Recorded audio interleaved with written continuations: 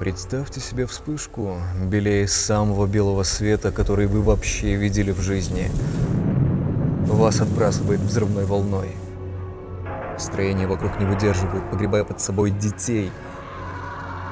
Люди в панике теряют близких. Все вокруг охватывает огонь, и вам некуда бежать. Так выжившие японцы описывали два взрыва, прогремевшие 6 и 9 августа 1945 года – Хиросима и Нагасаки. Нам сложно оценить количество пострадавших людей. Эффекты от таких взрывов носят долгоиграющий характер. Но мы можем точно сказать, что в течение лишь 5 месяцев 1945 года эти две бомбы отняли жизни свыше 200 тысяч человек. Насчет состояния здоровья многих выживших все тоже оказалось не очень радужно. От результатов радиационных ожогов до психологических последствий в виде депрессии из-за лишения родного дома и привычной жизни после ядерного удара. Этот случай остается единственным примером боевого применения атомных бомб. Несмотря на то, что по сути это была первая демонстрация ядерного оружия, и впоследствии его разрушительная мощь была значительно модернизирована, данной демонстрации силы было достаточно, чтобы поразить мировых лидеров. И хотя сегодня мы знаем, что на капитуляцию Японии в значительной степени повлияло наступление советской армии, нельзя не учитывать роль этого разрушительного оружия в решении японского императора о прекращении войны. В своем заявлении о капитуляции он высказал следующее опасение. Если мы продолжим борьбу, это не только приведет к окончательному краху и уничтожению японской нации, но и к полному исчезновению нашей цивилизации. Эти опасения возникли не только у японского императора. 2 года спустя группа ученых, ранее занимавшаяся разработкой этих самых бомб, запустила свой проект – «Часы судного дня». Полночь на этих часах символизирует начало ядерного Армагеддона. Таким образом, положение минутной стрелки до полуночи отражает напряженность в мире, связанную с ядерным оружием. И знаете, в 2018 году часы судного дня перевели на без 2 минут полночь. По мнению экспертной группы, входящей в Совет по науке и безопасности данного проекта, мы очень близко приблизились к миру после Fallout.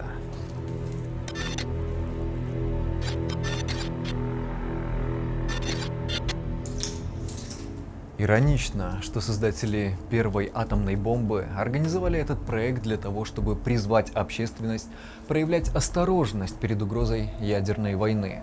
Спустя всего 4 года после того, как США продемонстрировала разрушительную силу ядерного оружия, в СССР взорвали свою атомную бомбу. Началась ядерная гонка вооружений. Именно эта гонка занимала видное место в политико-экономическом противостоянии двух сверхдержав – холодной войне. У каждой страны была своя ядерная стратегия, предполагающая гарантированное испепеление противника в случае начала ядерной атаки.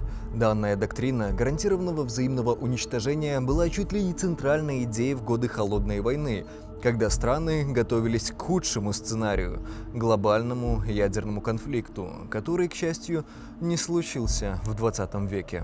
Но война остается войной, даже если она холодная. Ядерный век оказался невероятно затратным и опасным, ведь концепция ядерного сдерживания предполагает выполнение 2 условий, требующих огромного вложения ресурсов, постоянный мониторинг гипотетического агрессора с непрерывной модернизацией вооружений и систем оповещения, и ежесекундная боеготовность, своего рода палец, готовый в течение 12 минут нажать на красную кнопку, тем самым отправив миллионы людей в радиоактивное пекло. Существуют разные взгляды на то, действительно ли ядерное сдерживание выполняло сдерживающую функцию.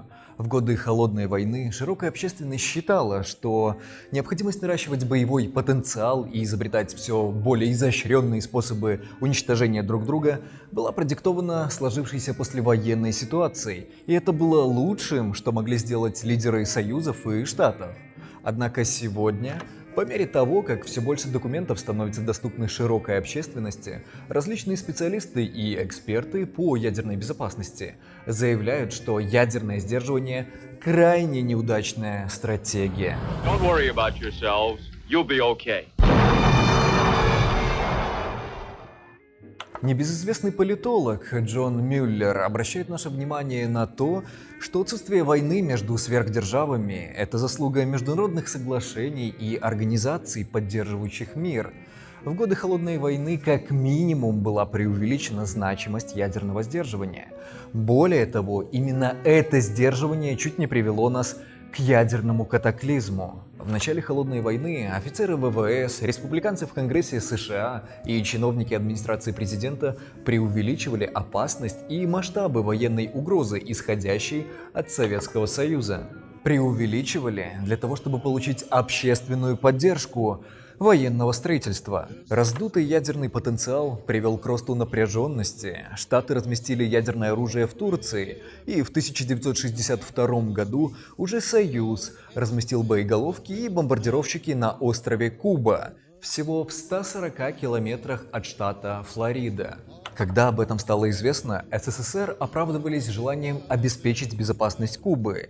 Якобы ядерное оружие помешает вторжению американских сил. Однако для Штатов такие мотивы выглядели неубедительно, и действия Союза привели к обострению отношений. Американские политики видели в этом непосредственную угрозу собственной безопасности. Неверная интерпретация мотивов в диалоге, построенном на демонстрации силы, совершенно обычная ситуация. Несмотря на то, что концепция ядерного сдерживания утверждает, что обе стороны будут воздерживаться от конфликта из-за угрозы взаимного уничтожения, на практике готовиться к войне, чтобы ее предотвратить, крайне сомнительная стратегия. И не только потому, что она нагнетает политическое давление, как мы видели на примере кубинского кризиса, но и потому, что перед человечеством возникают риски нечаянной ядерной войны, ведь никто не застрахован от случайности. Скотт Саган и Брюс Блэр в своих работах рассматривают именно эту сторону случайной ядерной войны. Скотт раскрывает свидетельства ряда аварий систем раннего оповещения и ядерного оружия в США, системных аварий в годы Холодной войны, которые чуть было не привели к катастрофе. Так, Министерство обороны США опубликовало резюме, где было описано 32 ранее неизвестных аварий, произошедших в сфере ядерных вооружений с 1950 по 80-е годы. Аварии на любой вкус, от ложных оповещений о начале ядерной бомбардировки и требований немедленного ответа до столкновения транспортных средств, нагруженных ядерными боеприпасами. И это лишь малая часть. В действительности таких примеров огромное количество. И это только полбеды, ведь из-за ложной отчетности и сокрытия данных со стороны военных, ошибки, которые и привели к различным авариям, не были исправлены, и аварии, которых можно было бы избежать, повторяются. Дело в том, что это системная проблема, ведь чем выше ядерный накал между странами, тем более сложные и переплетенные комплексы по обеспечению ядерной безопасности они создают. И вместе с тем, все более сложные системы становятся все более уязвимы к авариям из-за огромного количества звеньев. Если вы хотите узнать по этой теме чуть больше, то можете перейти по ссылкам в описании, где, среди прочего, найдете работы и обзоры работ Сагана, и я рекомендую вам это сделать. Его тексты – одно из самых тщательных исследований ядерной безопасности из когда-либо проведенных. Также и Брюс Блэр, эксперт по ядерной безопасности, указывает на то, что стратегии ядерного сдерживания, которых придерживаются участники конфликта до сих пор, невероятно уязвимы для ошибочного принятия решения о ядерном ударе. Как сказал в свое время один известный астрофизик и популяризатор Карл Саган, гонка ядерных вооружений – это как если бы два заклятых врага стояли по талию в бензине, и у одного в руках были бы 3 спички, а у другого 5. Холодная война между СССР и США закончилась с распадом Союза в 1991-м. Правительство обратили внимание на невероятно раздутые статьи ядерных расходов, лишь когда этот накал между странами начал спадать и почувствовался острый дефицит бюджета. А ведь гонку ядерных вооружений можно было бы предотвратить. Так, один небезызвестный физик, Нильс Бор, предлагал в качестве стратегии проявление ядерной сдержанности. В частности, поделиться некоторыми из ядерных разработок с Советами еще до использования атомной бомбы в Японии, что могло бы остановить гонку вооружений. Но эти идеи не были поддержаны, ведь это не соотносится с интересами большой политики. По этим же причинам не были поддержаны как инициативы по введению международного лицензирования различных видов атомной деятельности, предложенные США в 1946 году, так и призывы к полному ядерному разоружению, предложенные Советами в тот же год. Как следствие, стратегия ядерного сдерживания показала себя как крайне уязвимую и опасную. Нам всем просто повезло, что очередная системная авария не привела тогда к выпадению радиоактивных осадков. Дело ведь не только в везении, правда? Многие люди и организации делали все, чтобы сохранить мир любой ценой, но они несправедливо остаются таинственными незнакомцами.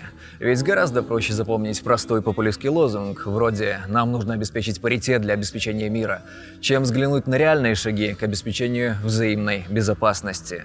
С 60-х годов был принят целый ряд международных соглашений, призванных поддерживать мир и ограничивать опасность, исходящую от ядерного оружия. Соглашений, позволивших не уничтожить друг друга в 20 веке. И за каждым из этих соглашений стояли люди, готовые на все, чтобы сохранить мир.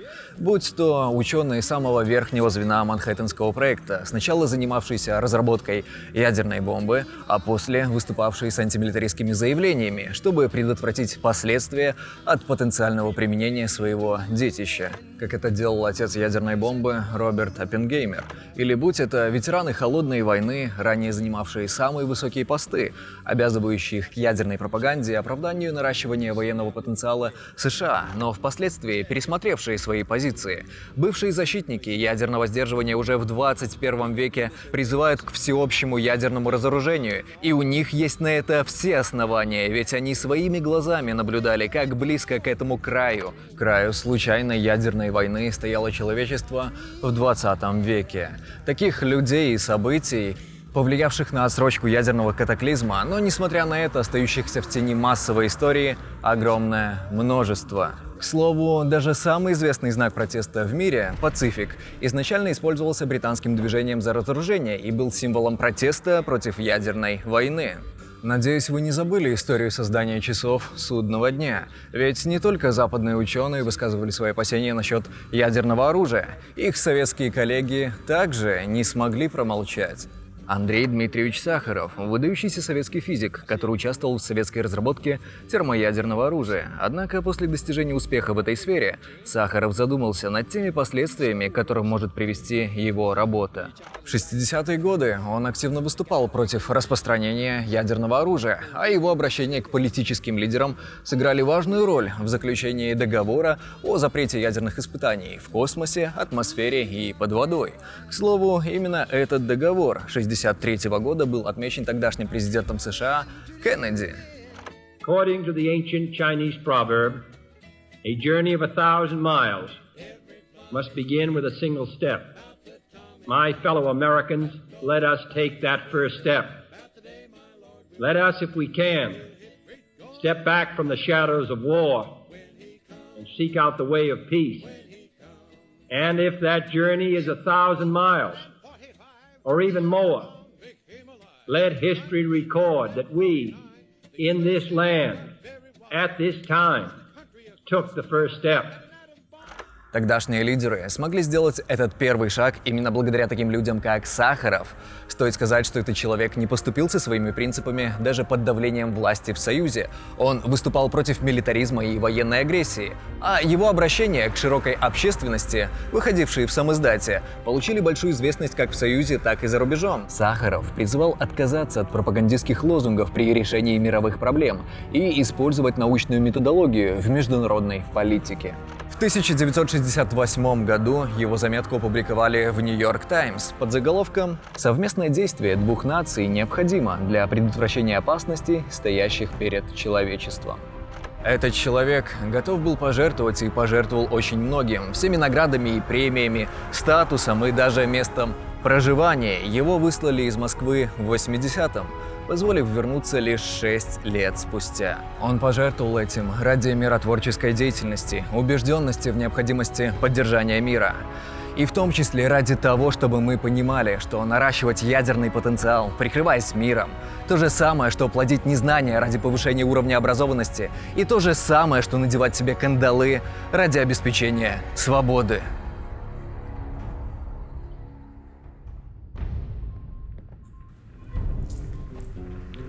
Сегодня многие считают, что раз уж холодная война между Союзом и Штатами окончилась, можно наконец выдохнуть. Но почему тогда часы судного дня переведены на без 2 минут полночь? Все дело в том, что, несмотря на завершившуюся холодную войну, ни США, ни Россия не изменили свои стратегии или механизмы обеспечения ядерных сил. Как западные, так и российские специалисты указывают на то, что, несмотря на прекращение холодной войны, статус врагов, разделенных барьером взаимного уничтожения, изменяется с чудовищным скрипом. Аналитики говорят о начале второй холодной войны. В радиоактивный пепел. Причем ощущается это на всех уровнях, но острее всего просматривается в сокращении ядерных вооружений. Данные, полученные при помощи компьютерного моделирования, указывают на то, что для взаимного сдерживания каждой из сторон достаточно иметь по 1000 ракет. Но угадайте их количество на сегодняшний момент. Почти по 7000. Но мало того, что хотя бы какое-то сокращение происходит крайне неторопливо, продолжая лишь замедляться, так еще и абсолютно все государства, обладающие ядерным оружием, занимаются его модернизацией и точно не откажутся от него в ближайшем будущем. Более того, в 2018 году такие ядерные государства, как КНДР, Китай и Франция, даже не подписали соглашение о частичном запрете ядерных испытаний. Для очередной иллюстрации проблем, возникающих при подобных взаимоотношениях, давайте возьмем пример из 80-х, когда риск ядерной аварии оставался достаточно высоким. В 1983 году мы в очередной раз стояли на краю ядерного катаклизма. Обострению и без того натянутых отношений между Союзом и Штатами способствовала сентябрьская трагедия, когда СССР сбили отклонившийся от курса гражданский самолет Boeing 747. В ноябре 1983 года были проведены учения под кодовым названием Able Archer, где имитировался ответ на ядерную атаку Союза. Вскоре разведка поняла, что СССР реагировал на учения как на реальную подготовку к ядерному удару. Если бы в ноябре 1983 года произошла маломальская авария, то высока вероятность того, что мы с вами говорили бы в постапокалиптичном мире гораздо раньше. Many people don't realize after the end of the original Cold War and the disarmament measures that were taken at that time, that we still have a situation that is comparable with the very dangerous situation we had in 1983. Эти проблемы были актуальны начиная с 50-х, не утратили они своей актуальности и сегодня, особенно с учетом того, что российская система раннего предупреждения досталась по наследству от Союза. И как бы ее ни хотели модернизировать, она все равно со временем становится все более подвержена риску ложного срабатывания. Но 21 век, помимо растущей напряженности, привнес в и без того разваливающуюся стратегию ядерного сдерживания еще один дестабилизирующий элемент – терроризм. Ведь у террориста нет обратного адреса, и перспектива погибнуть вместе со своим врагом его нисколько не пугает. Теперь ядерный апокалипсис угрожал нам не только растущей случайностью технической или человеческой ошибки, но и несанкционированным запуском ракет и доступом к ядерным материалам. Традиционные военные подходы к перемещению и содержанию оружия в транзитных хранилищах создают очень хорошие условия для захвата террористами ядерных вооружений. И это не просто гипотетический сценарий, ведь прецеденты создания таких условий уже были. 23 октября 2010 года на базе Вайоминг ядерная мощь, способная уничтожить 20 миллионов человек, целых 45 минут находилась без контроля ответственных за это людей. Простая случайность или кибератака обеспечили бы запуск, и никто бы не разбирался в его причинах при ответном ударе. Сколько подобных ситуаций происходит в мире, можно только гадать. А учитывая, что с 90-х большинство случаев незаконного оборота ядерных материалов в мире были выявлены вокруг Черного моря, у стран бывшего Союза есть повод для волнения. Различные военные угрозы и затяжные конфликты не способствуют стабильности региона.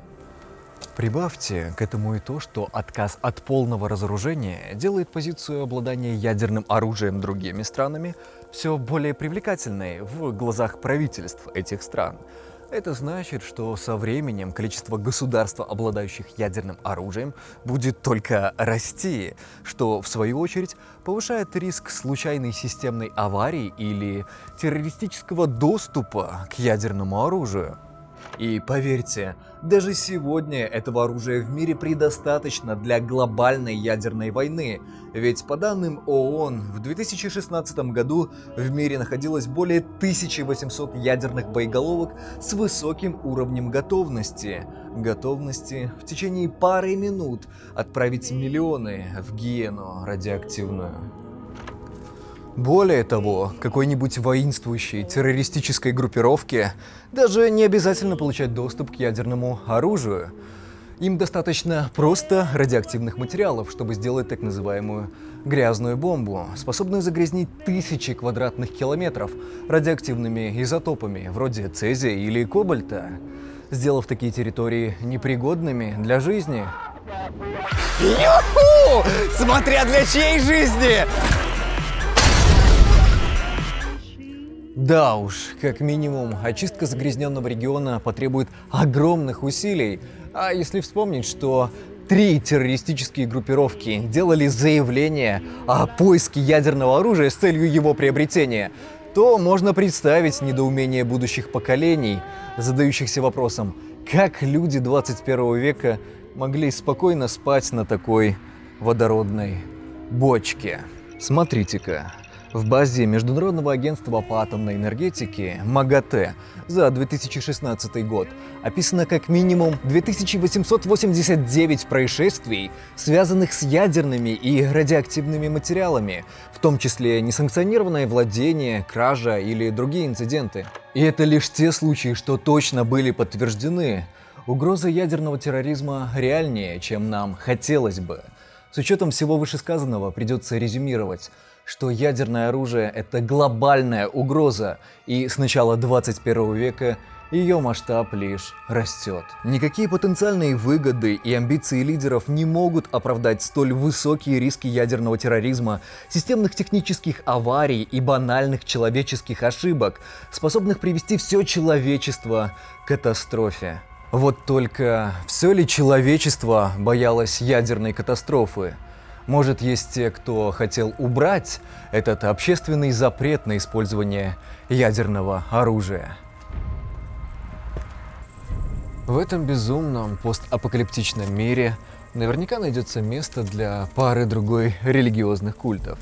Ведь именно в моменты наибольшего стресса и неопределенности люди прибегают к сверхъестественным образом. Будь то пронизывающая все вокруг воля некого атома, направляющая знаками мать тумана или сверхъестественный творец всего сущего, прямиком с небес. Какая разница, во что верят люди, если им так проще? Мы ведь привыкли считать, что всякая религия объединяет и проповедует мир во всем мире. Вот только ряд христианских идеологов с вами не согласятся. Вы слышали про атомное православие? Вряд ли. Но наверняка вы встречали представителей данной идеологии. Всеволод Чаплин и Иван Охлобыстин в свое время подхватили мысли одного из идеологов атомного православия и с 2006 года вполне успешно транслируют мысли о том, что у России только два столпа – православие и ядерное оружие. Не будь у нас ядерного щита, нас бы давно стерли с лица земли сторонники западных либеральных ценностей. Политическое православие из уст Всеволода Чаплина вообще приобретает черты воинствующей идеологии. Христианин, мужчина не воин – это абсурд. Пацифизм – это антихристианство. К слову, не только отечественные представители духовенства выступали в поддержку ядерного оружия. Так, на сенатских слушаниях, посвященных принятию договора о частичном запрете ядерных испытаний 1963 года, в качестве противников данного соглашения выступил президент Международного совета христианских церквей, заявив, что он выступает против любого соглашения с безбожной властью. А про радикальные исламистские группировки и говорить нечего. Бен Ладен вообще назвал поиск и приобретение ядерного оружия священным долгом каждого верующего гражданина. Так что фундаменталисты не в первый раз используют некие религиозные постулаты, чтобы оправдать оружие массового уничтожения. Уничтожить весь остальной прогнивший насквозь пороками и равнодушием мир и покончить с собой в надежде, что и чудом уцелевшего человеческих особей появится, наконец, новое, лучшее человечество. Только так нас простит Бог. Дети атома, да они уже среди вас. Чем быстрее сдетонируют боеголовки, тем быстрее наступит конец света. Как минимум 3 мировые религии готовили нас к этому. А только ли религиозные фундаменталисты виновны в ослаблении этого общественного запрета на использование атомных боеголовок? Вряд ли. Ведь обладание ядерным оружием открывает огромные перспективы перед политическими лидерами. Ядерное оружие сегодня не просто средство сдерживания. Это один из любимейших инструментов большой политики. Причем, если во времена СССР для обеспечения равной военной мощи Союз тратил до 80% от расходов США, то современная Россия может позволить себе максимум 17%. Я подчеркиваю, максимум. Дело в том, что во времена Хрущева военная мощь Советского Союза была значительно выше. Сегодня уже Россия заменяет все остальные силовые элементы лишь ядерным миром. И, к сожалению, проведение такой политики очень сильно отражается на общественном мнении. Начиная с 2014 года, самой популярной причиной для уважения России другими государствами россияне называют военную мощь и ядерное оружие. А с учетом того, что в СМИ все чаще звучали угрозы о готовности применить новые виды ядерного оружия, неудивительно, что количество россиян, которые считают такой сценарий правдоподобным, и количество тех, кто не боится применения ядерного оружия, значительно возросло. Мы можем наблюдать, как заявления политических лидеров формируют общественное мнение. Причем такие тенденции наблюдались не только в странах бывшего Союза. Согласно исследованию 2017 года, что провел Скотт Саган, большинство американцев готовы поддержать использование ядерного оружия на территории какого-нибудь Ирана, даже с учетом огромных гражданских жертв. Так, 60% одобряют убийство 2 миллионов граждан Ирана, если это сэкономит жизни 20 тысяч американских солдат. Все это указывает на то, что при реальной угрозе ядерного удара общественный запрет на использование ядерного оружия не будет достаточно силен, чтобы остановить политических лидеров. Таким образом, пропаганда заставила общественные взгляды мутировать. Атомных миротворцев, о которых вы слышали раньше, становилось все меньше. Стало некому напоминать об ужасах ядерной войны, а идеологические направления, проповедующие ядерный мир, становились только сильнее. Теперь перспектива применения ядерного оружия не казалась такой уж страшной. Покажем им вторую Кузькину мать. Восстановим ядерный паритет. Как можно было бы предотвратить Fallout? Есть разные предложения. От необходимости постепенного упразднения систем раннего оповещения, что благотворно бы повлияло на всеобщее разоружение, до пересмотра самой сути отношений, построенных на демонстрации силы. В 2018 году страны, обладающие ядерным оружием, продолжали модернизировать и разрабатывать все новые способы уничтожения друг друга. Вместе с тем, количество миротворцев неуклонно продолжало падать. Будем честны, взаимное наращивание силы и диалог, построенный на ее демонстрации, завели нас в тупик. Тупик, выход из которого будет возможен лишь при полном разоружении всех сторон. Разоружении, которое будет бить по политическим амбициям и идеологиям очень многих мировых лидеров. Но что делать нам, простым смертным? В бюллетене ученых-ядерщиков, создавших часы судного дня, рекомендуют начать с выполнения 3 простых условий. Первое. Не будьте равнодушны, вряд ли вы заинтересованы в мучительной смерти. Второе. Если вы будете осведомлять людей вокруг о рисках, связанных с ядерным оружием, быть может, нам удастся снизить вред милитаристской пропаганды. Третье. Заявляйте о себе и своих намерениях. Например, властям о том, что вы не заинтересованы в том, чтобы ваши налоги шли на разработку оружия массового уничтожения. И бонусом 4-е условие лично от меня. Будьте критичны к своим убеждениям, особенно если от них зависят чужие жизни. Ведь война никогда не меняется.